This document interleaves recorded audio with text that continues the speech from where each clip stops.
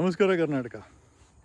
ಇದು ನಾನು ವಿಡಿಯೋ ಮಾಡ್ತಾ ಇರೋದು ಕರ್ನಾಟಕದ ಒಕ್ಕಲಿಗ ಸಮುದಾಯ, ಸೋ ಕಾಲ್ಡ್ ಪೊಲಿಟಿಕಲಿ ಪವರ್ಫುಲ್ ಅಂತ ಹೇಳ್ಕೊಳೋಂಥ ಸಮುದಾಯಕ್ಕೆ ಈ ವಿಡಿಯೋನ ಮಾಡ್ತಾಯಿದ್ದೀನಿ. ನಾನು ನಿಮ್ಮ ಅಡ್ವೊಕೇಟ್ ಜಗದೀಶ್ ಅಂತ ಟ್ರೂ ಲೈಫ್ ನ್ಯೂಸಿನ ಮುಖ್ಯ ಧ್ವನಿ ಅಂತ ಹೇಳುತ್ತಾ, ನಾನು ಕೇಳೋದೇನು ಅಂತಂದರೆ, ಈ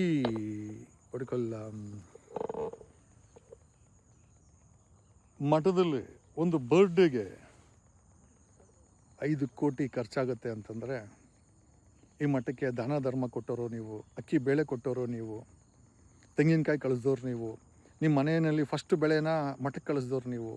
ಈ ಎಲ್ಲ ಹಣದಿಂದ ಈ ಮಟ್ಟಕ್ಕೆ ಬೆಳೆದಿದೆ.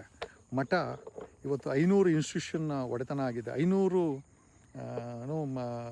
ಐ ಥಿಂಕ್ ಎಜುಕೇಷನ್ನ ಇನ್ಸ್ಟಿಟ್ಯೂಟ್ಸ್ ಇದೆ. ಸುಮಾರು 2 ಲಕ್ಷ ಜನ ಮಕ್ಕಳು ಓದ್ತಾರೆ.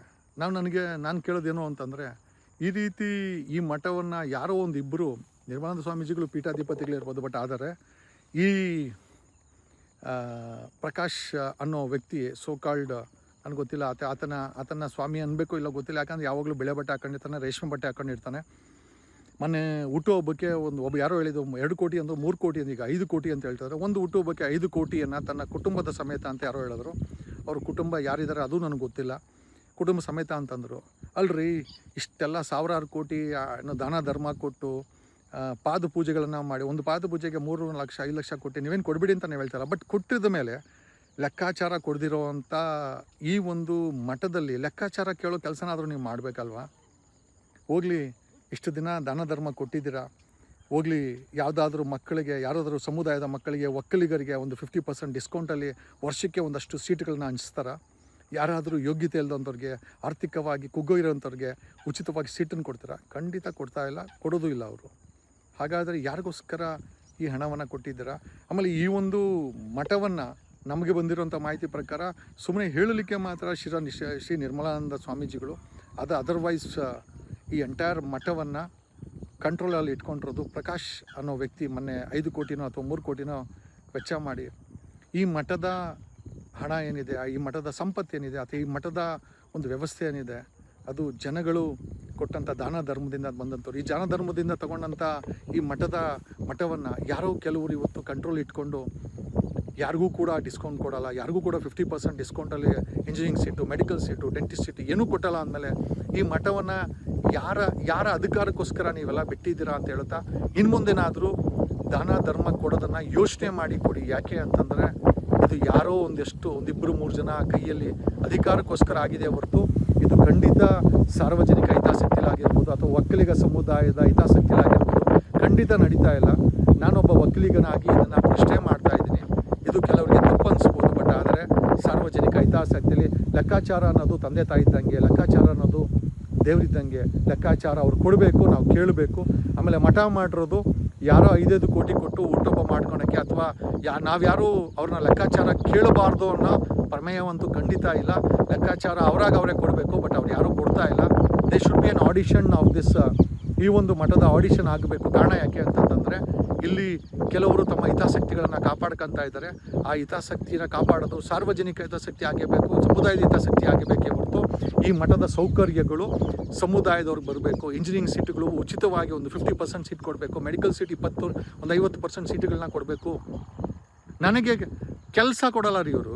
ನಾನು ಕೆಲಸ ಕೇಳಿದೆ ನಿರ್ಮಲಾನಂದ ಶ್ರೀಗಳನ್ನ, ಅದು ಯಾವುದಾದ್ರೂ ಒಂದು ಲೀಗಲ್ ಅಡ್ವೈಸ್ ಕೊಡ್ರಿ ಅಂತ ನಾನು ಕೇಳಿ 1 ವರ್ಷ ಆಯಿತು. ಯಾರಿಗೂ ಕೆಲಸ ಕೊಡಲ್ಲ.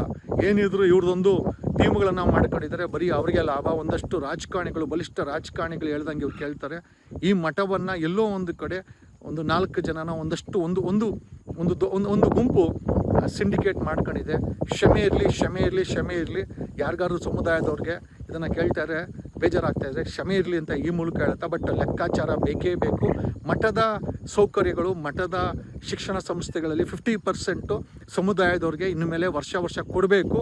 ಏನಕ್ಕೆ ಅಂತಂದರೆ, 5 ಕೋಟಿ ಖರ್ಚು ಮಾಡಿ ಹುಟ್ಟುಹಬ್ಬ ಮಾಡ್ಕೊಳೋ ಅಂಥ ವ್ಯಕ್ತಿಗಳು ಈ ಮಠದಲ್ಲಿ ಇರಬೇಕಾದ್ರೆ ಈ ಮಠದ ಹಣ ಏನೋ ಸಮುದಾಯದವ್ರು ಕೊಟ್ಟವರು, ಆ ಸಮುದಾಯದವ್ರಿಗೆ ಸೇರಬೇಕು, ಆ ಮಕ್ಕಳಿಗೆ ಸೇರಬೇಕು, ಸಮುದಾಯದ ಮಕ್ಕಳಿಗೆ ಉಚಿತವಾಗಿ ಸೀಟ್ ಕೊಡಬೇಕು, ಇಲ್ಲ 50% ಸೀಟಲ್ಲಿ ಕೊಡಬೇಕು, ಒಂದಷ್ಟು ಜನಕ್ಕೆ ಉಚಿತವಾಗಿ ಕೊಡಬೇಕು, ಒಂದಷ್ಟು ಜನಕ್ಕೆ 50% ಸೀಟ್ ಕೊಡಬೇಕು. ಅಲ್ಲಿವರೆಗೂ ನಮ್ಮ ಹೋರಾಟ ಇದ್ದೇ ಇರುತ್ತೆ. ನಿರ್ಮಾಣದ ಶ್ರೀಗಳು ಹೇಳಿದ್ರಂತೆ ಇದು ಪ್ರಕಾಶನ ಸ್ವಂತ ಹಣ ಅಂತ. ಪ್ರಕಾಶ ಇಲ್ಲಿಂದ ತೊಗೊಂಬಂದ, ಅದನ್ನು ಕೂಡ ನಿರ್ಮಾಣದ ಶ್ರೀಗಳು ಹೇಳಬೇಕು. ಪ್ರಕಾಶ ಅವ್ರಿಗೆ ಮದುವೆ ಆಗಿದೆಯಾ, ಯಾರೋ ಹೇಳಿದ್ರು ಮದುವೆ ಆಗಿದೆ ಅಂತ, ಇನ್ನು ಹೇಳಿದ್ರು ಇನ್ನು ಕೆಲವರು ಹೇಳಿದ್ರು ಮದುವೆ ಆಗಿಲ್ಲ ಅಂತ. ಮದುವೆ ಆಗಿದ್ರು ಕೂಡ ಅದನ್ನು ಬಹಿರಂಗಪಡಿಸ್ಬೇಕು. ಯಾಕಂದರೆ ಇದು ಮಠದ ಪಾಲಿಸಿನಲ್ಲಿ ಇದೆಯಾ, ಮದುವೆ ಆಗಿರೋಂಥವ್ರು ಇಂಥ ಉನ್ನತ ಅಧಿಕಾರದಲ್ಲಿ ಕೂತ್ಕೊಳ್ಬೋದಾ? ಮದುವೆ ಆಗಿಲ್ಲ ಅನ್ನೋದಾದರೆ ಅದನ್ನು ಸ್ಪಷ್ಟೀಕರಣ ಕೊಡಬೇಕು, ಮದುವೆ ಆಗಿದ್ದರೆ ಅದನ್ನು ಕೂಡ ಸ್ಪಷ್ಟೀಕರಣ ಕೊಡಬೇಕು. ಈ ಮಠದಲ್ಲಿ ಎಷ್ಟು ಆಸ್ತಿ ಇದೆ, ಎಷ್ಟು ಸೀಟ್ಗಳಿದೆ, ಪ್ರತಿ ವರ್ಷ ಯಾರ್ಯಾರಿಗೆ ಉಚಿತವಾಗಿ ಕೊಡ್ತಾ ಇದ್ದೀರಾ, ಅಥವಾ ಉಚಿತವಾಗಿ ಕೊಟ್ಟಿಲ್ಲ ಅಂತಂದರೆ ಈ ಹಣ ಎಲ್ಲ ಎಲ್ಲೂ ಹೋಗ್ತಾ ಇದೆ, ಯಾರು ಇದಕ್ಕೆ ಅಧಿಕಾರ, ಇದನ್ನು ಯಾಕೆ ಆಡಿಷನ್ ಯಾಕೆ ಮಾಡ್ತಾ ಇಲ್ಲ, ಮತ್ತು ಸಮುದಾಯದವ್ರಿಗೆ ಯಾಕೆ ತಿಳಿಸ್ತಾ ಇಲ್ಲ? ಈ ಎಲ್ಲ ಪ್ರಶ್ನೆಗಳನ್ನು ಈ ವ್ಯಾಲೆಂಟೈನ್ಸ್ ಡೇ ದಿವಸ ಮತ್ತು ಫೆಬ್ರವರಿ 14 ದಿವಸ ಈ ಮೂಲಕ ಕೇಳಿಕೊಂಡು ನಮ್ಮ ಹೋರಾಟ ಮುಂದುವರಿಯುತ್ತೆ. ನಮ್ಮನ್ನು ಎದುರ್ಸೋಕ್ಕೆ ಬೆದರ್ಸೋಕ್ಕೆ ದಯಮಾಡಿ ಟ್ರೈ ಮಾಡೋಕ್ಕೆ ಹೋಗಬೇಡಿ. ಇಟ್ಸ್ ಅ ವೇಸ್ಟ್ ಅಂತ ಹೇಳುತ್ತಾ, ನಿರ್ಮಾಣದ ಶ್ರೀಗಳು ಸಾರ್ವಜನಿಕಗೊಳಿಸಬೇಕು. ನೀವು ಮಾತಾಡಬೇಕು, ಯಾಕಂದ್ರೆ ನೀವು ಪೀಠಾಧಿಪತಿಗಳು ಅಂತ ಈ ಮೂಲಕ ಹೇಳುತ್ತಾ, ನನ್ನ ಈ ವಿಡಿಯೋ ಒಕ್ಕಲಿಗರ ಪರವಾಗಿ, ಒಕ್ಕಲಿಗರಿಗೋಸ್ಕರ, ಒಕ್ಕಲಿಗರಿಂದಲೇ ಈ ಒಂದು ಪ್ರಶ್ನೆಯನ್ನು ಕೇಳ್ತಾ ಇದ್ದೀವಿ. ದಯಮಾಡಿ ನಿರ್ಮಾಣದ ಶ್ರೀಗಳೇ ಇದನ್ನು ಅನ್ಯತಾ ಭಾವಿಸಬೇಡಿ, ತಪ್ಪಿ ಭಾವಿಸಬೇಡಿ. ಈ ಮಠದ ಮೇಲೆ, ನಿಮ್ಮ ಮೇಲೆ ತುಂಬ ಗೌರವ ಇದೆ. ಆದರೆ ಪ್ರಕಾಶ್ ಅನ್ನೋ ವ್ಯಕ್ತಿ 5 ಕೋಟಿ ಖರ್ಚು ಮಾಡಿ ಹುಟ್ಟುಹಬ್ಬ ಮಾಡಿದಾನೆ ಅಂತಂದರೆ ಅದನ್ನು ಪ್ರಶ್ನೆ ಮಾಡಬೇಕು. ಮತ್ತು ಈ ಮಠದ ಸೌಕರ್ಯಗಳು, ಮಠದ ಶಿಕ್ಷಣ ಸಂಸ್ಥೆಯ ಸೀಟುಗಳು ಸಮುದಾಯದವ್ರಿಗೆ ಉಚಿತವಾಗಿ 50% ಡಿಸ್ಕೌಂಟಲ್ಲಿ ಹೋಗಬೇಕು ಅಂತ ಈ ಮೂಲಕ ಹೇಳುತ್ತಾ, ಇಲ್ಲಿವರೆಗೂ ಅದನ್ನು ಯಾರೋ ಒಬ್ಬರು ಹಿಡ್ಕೊಂಡಿದ್ದಾರೆ, ಒಂದು ಗುಂಪು ಹಿಡ್ಕೊಂಡಿದೆ ಅಂತ ಆಯಿತು. ಇನ್ನು ಮೇಲೆ ಅದು ಸಮುದಾಯಕ್ಕೆ ಸೇರಬೇಕು ಅಂತ ಹೇಳುತ್ತಾ, ನಾನು ನಿಮ್ಮ advocate Jagadish from true life news channel, ನಿಮ್ಮಿಂದ ನಿಮಗೋಸ್ಕರ, ನಿಮಗಾಗಿ ಈ ಒಂದು ವಿಡಿಯೋ ಒಕ್ಕಲಿಗರಿಂದ ಒಕ್ಕಲಿಗರಿಗೋಸ್ಕರ, ಒಕ್ಕಲಿಗರಿಗಾಗಿ. ಧನ್ಯವಾದಗಳು.